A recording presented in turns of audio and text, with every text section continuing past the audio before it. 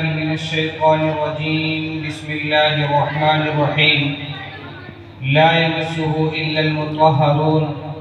قال رسول الله صلى الله عليه وسلم: أهل الكتاب هم أهل الله. اللهم صل على محمد النبي الأمي وعلى آله وسلم تسلیما كثيرا كثيرا. حق پر ہو تو جینے کا سامان بہت ہے، حق پر ہو تو جینے کا سامان بہت ہے. جو دین سے دور ہے وہ پریشان بہت ہے.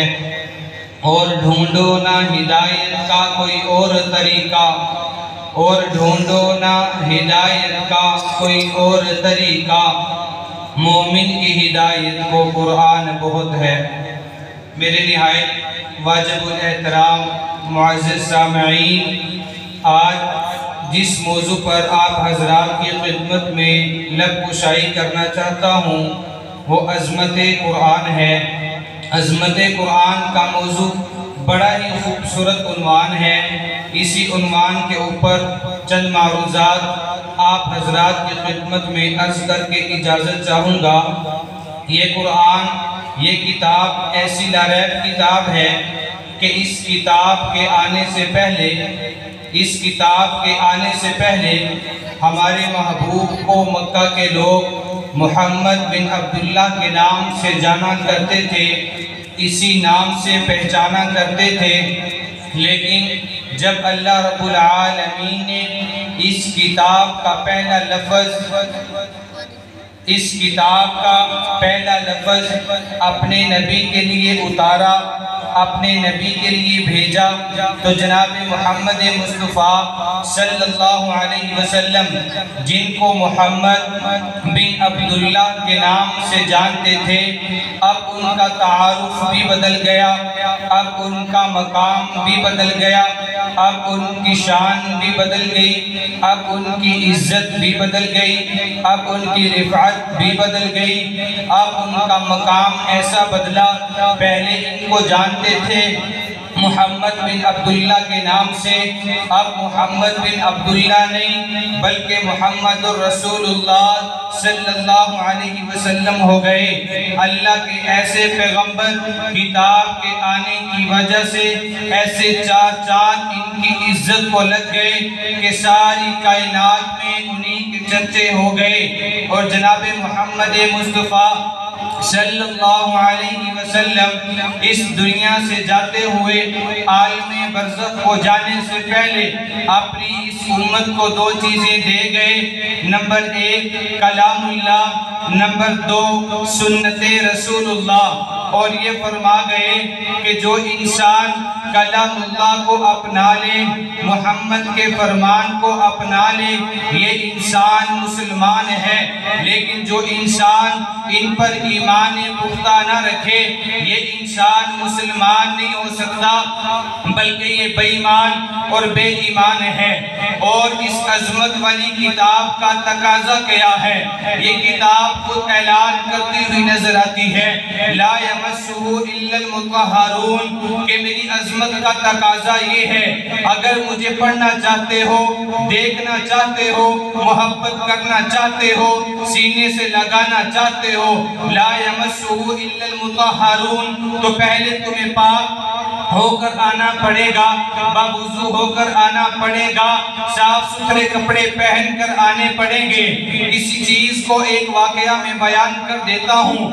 حضرت فاروق اعظم رضی اللہ تعالی عنہ، مکمل واقعہ عرض نہیں کرنا چاہتا، وقت کی قلت ہے.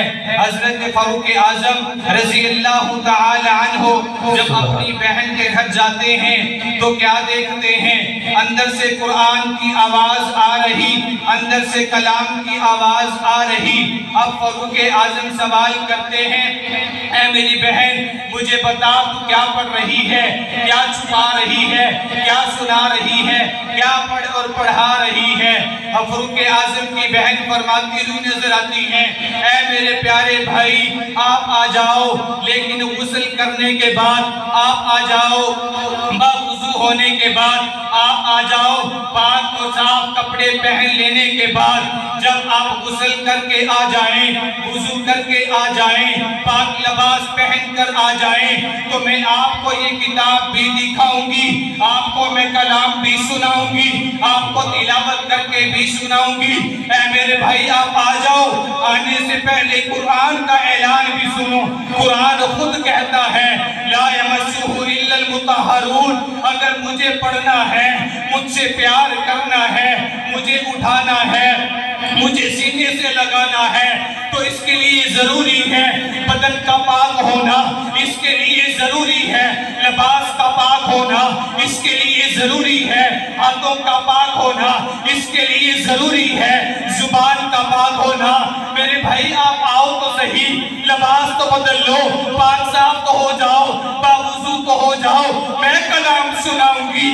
میرے بھائی میں اپنے بھائی سے دور نہیں، آپ میرے بھائی ہو، لیکن آنے سے پہلے قرآن کو ماننا پڑے گا۔ فاروق اعظم جاتے ہیں، غسل کر کے آتے ہیں، لباس پہن کے آتے ہیں، جب لباس پہن کر آتے ہیں تو حضرت فاروق اعظم کی بہن بھی اپنے بھائی کو کلام سناتی ہوئی بھی نظر آتی ہیں، اور اپنے بھائی کو جب کلام سناتی ہیں، اپنے بھائی کو کلام سنایا، کلام سنانے کے بعد فاروق اعظم جو معاملے کے لیے آیا تھا، فاروق اعظم جو غصہ نکالنے کے لیے آیا تھا، فاروق اعظم جو بدلہ لینے کے لیے آیا تھا، فاروق اعظم جو بہن کو سزا دینے کے لیے آیا تھا، وہ فاروق اعظم جب قرآن کو سنتا ہے، قرآن کو سن کر اس کے دل کا نقشہ ہی بدل جاتا ہے۔ حقیقت میں وہ جناب محمد مصطفیٰ صلی اللہ علیہ وسلم کی دعاؤں کا نتیجہ تھا۔ پھر میں کیوں نہ کہوں مرد جلال مرد ہنر بھیجنا پڑا، مرد جلال مرد ہنر بھیجنا پڑا، اونچے بدن پر اونچا ہی سر بھیجنا پڑا، سب سے بڑے نبی کی حفاظت کے واسطے، سب سے بڑے نبی کی حفاظت کے واسطے فولاد سے بھی سخت بشر بھیجنا پڑا، اور پڑھنے لگا تھا زور جہالت کی فوج کا، پڑھنے لگا تھا زور جہالت کی فوج کا، روح زمین پر رب کو عمر بھیجنا پڑا۔ اس کتاب کے کیا کہنے، اس کتاب کی عظمت کے کیا کہنے، احادیث کو اٹھائیں، اکابرین علماء موجود ہیں، احادیث کی کتابوں کو اٹھائیں، صدیق اکبر کے بارے میں حضور کے فرمان موجود ہیں۔ حضور خود فرماتے ہوئے نظر آئے کہ جب صدیق اکبر نے اس کتاب کو اٹھا لیا، صدیق اکبر نے کتاب کو اپنا لیا، صدیق اکبر نے قرآن کو سینے سے لگا لیا، صدیق اکبر نے قرآن کو پڑھنا شروع کیا، تو ایسا اس کتاب کا پرچار کیا ہے کہ لوگ بھی دیکھ کر حیران ہو گئے۔ صدیق اکبر جب قرآن کو پڑھتے تھے جوش کے ساتھ، ذوق کے ساتھ، محبت کے ساتھ، عزت کے ساتھ، عظمت کے ساتھ، سمجھ کے ساتھ، ایمان کے ساتھ، تو لوگ صدیق اکبر کی زبان سے قرآن کو سن کر دارِ کفر کو چھوڑ کر محمد کے اسلام میں داخل ہوتے ہوئے نظر آئے۔ احادیث میں موجود ہے صدیق اکبر کی زبان سے قرآن کو سن کر 13 لوگ مسلمان ہو گئے، کلمہ پڑھ کے حضور کے غلام بن گئے، حضور کے خادم بن گئے۔ کفار حضور کی خدمت میں آتے ہیں، اے حضور، اے مسلمانوں کے نبی، ہم تو آپ کو مانتے نہیں، ہم نہیں آپ کو نبی مانتے، ہم تو کافر ہیں، مشرک ہیں، ہم آپ کو مانتے نہیں، لیکن ہمیں آپ کے انصاف پر یقین ہے کہ آپ انصاف فرماتے ہیں یہ جو آپ کا غلام ہے، یہ جو صدیق ہے، یہ جو آپ کا پروانہ ہے، جو آپ کا مستانہ ہے، جو آپ کا خادم ہے، جو آپ کا غلام ہے، یہ جو آپ کا یار ہے، یہ کیا پڑھتا ہے، کیا سناتا ہے؟ جب یہ کچھ پڑھتا ہے، اس کلام کو پڑھنے کے بعد صدیق خود بھی روتا ہے، لوگوں کو بھی رلاتا ہے۔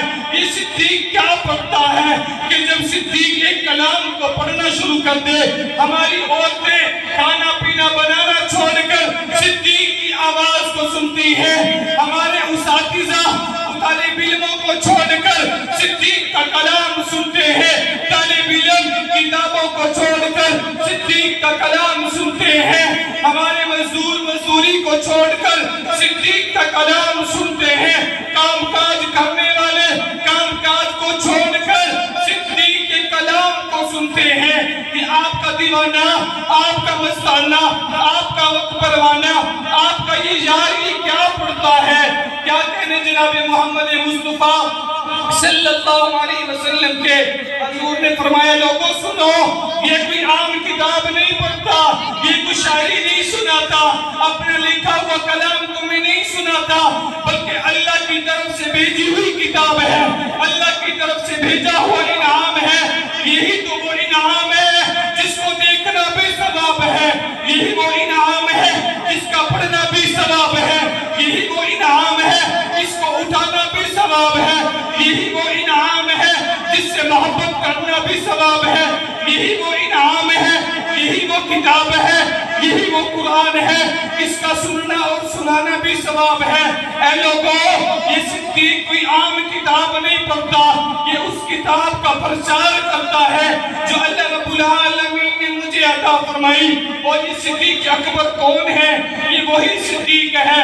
اگر قرآن کا حقیقی مصداق دیکھنا ہے صدیق کو دیکھ لو، احادیث کا حقیقی مصداق دیکھنا ہے صدیق کو دیکھ لو۔ جی ہاں، یہ وہی صدیق ہے جس صدیق اکبر نے اپنے محبوب کے لیے سارے زمانے سے دشمنی مول لی ہے، جس صدیق اکبر نے اپنے ایک محبوب کے اشارے پر سب کچھ قربان کر دیا اور بغیر حساب کے قربان کیا ہے۔ یہ وہی صدیق اکبر ہے جن کے بارے میں اکابرین لکھتے اور بتاتے ہوئے نظر آتے ہیں کل قیامت کے روز ہر انسان جنت کو ترس رہا ہوگا، ہر انسان جنت کا طلبگار ہوگا، ہر انسان کی خواہش یہ ہوگی کاش میں جنت میں چلا جاؤں، لیکن وہاں پر ایک انسان ایسا بھی ہوگا جو انسان جنت کو نہیں ترسے گا بلکہ جنت اس انسان کو ترسے گی۔ وہ کون ہوگا؟ پھر میں کیوں نہ آپ کی شان میں کہوں صدیق اکبر تیری صداقت پہ کیسے کس کو کلام ہوگا، صدیق اکبر تیری صداقت پہ کیسے کس کو کلام ہوگا کہ دونوں عالم میں بعد نبیوں کے اونچا تیرا مقام ہوگا۔ اور نبی کا روزہ ہے جس کا مدفن، نبی کا روزہ ہے جس کا مدفن، رشت آدم ہے جس کا مسکن، خدا کی جنت بھی جس طرف سے وہ کتنا زیادہ حرام ہوگا۔ تو میں نے آپ حضرات کی خدمت میں عرض یہ کیا، اس قرآن کا مقام یہ ہے لا یمسہ الا المطہرون۔ قرآن کو پڑھنا ہے، سمجھنا ہے، اٹھانا ہے، سینے سے لگانا ہے، پیار کرنا ہے، آگے لوگوں کو سمجھانا ہے۔ لا یمسہ الا المطہرون، پاکی ضروری ہے، جب تک پاک نہیں ہو جاتے اس کلام کو اٹھا نہیں سکتے۔ اور اس سے بھی بڑھ کر کہ اس کلام کا مقام کیا ہے، اللہ رب العالمین کے محبوب پیغمبر فرماتے ہوئے نظر آئے کہ آپ حضرات اللہ کے ولی کو ڈھونڈتے ہیں، اللہ کے ولی کو ڈھونڈتے ہیں کہ اللہ کا ولی کون ہے؟ ایک وہ جسے میں اللہ کا ولی کہوں، ایک وہ جسے آپ اللہ کا ولی سمجھیں، ایک وہ جو رنگ برنگے کپڑے پہن کر پھرے اپنے آپ کو اللہ کا ولی کہے، ایک وہ جسے ہمارے بڑے اللہ کا ولی کہیں، ایک وہ جسے جناب محمد مصطفیٰ احمد مجتبیٰ وکیل گنبد خضرا فخر الانبیاء سید الورا شمس الضحیٰ وکیل گنبد خضرا آمنہ کے لال محبوب رب ذوالجلال صلی اللہ علیہ وسلم اللہ کا ولی کہیں۔ حضور فرماتے ہیں اہل الکتاب ہم اہل اللہ، اہل الکتاب ہم اہل اللہ۔ اللہ کے ولی کو تلاش کرنا ہے، وہ مدارس میں ملیں گے، وہ مراکز میں ملیں گے، وہ مساجد میں ملیں گے۔ اللہ کا ولی وہ ہے جو قرآن والا، قرآن والے کہاں ملتے ہیں؟ بازاروں میں نہیں ملتے، مدارس میں ملتے ہیں، مراکز میں ملتے ہیں، مساجد میں ملتے ہیں، خانقاہوں میں ملتے ہیں، اکابرین کے قدموں میں بیٹھنے سے سے ملتے ہیں تو اللہ والا وہ جسے اللہ کا محبوب اللہ والا کہے اہل الکتابی ہم اہل اللہ، اللہ والے کو تلاش کرنا ہے تو اہل مدارس میں تلاش کرو، قرآن والوں میں تلاش کرو۔ عظمت قرآن کے کیا کہنے، یہ عظمت قرآن کے حوالے سے چند معروضات میں آپ حضرات کی خدمت میں عرض کی۔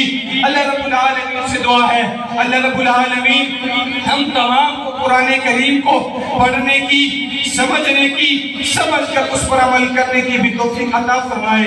وآخر دعوانا الحمدللہ رب العالمین۔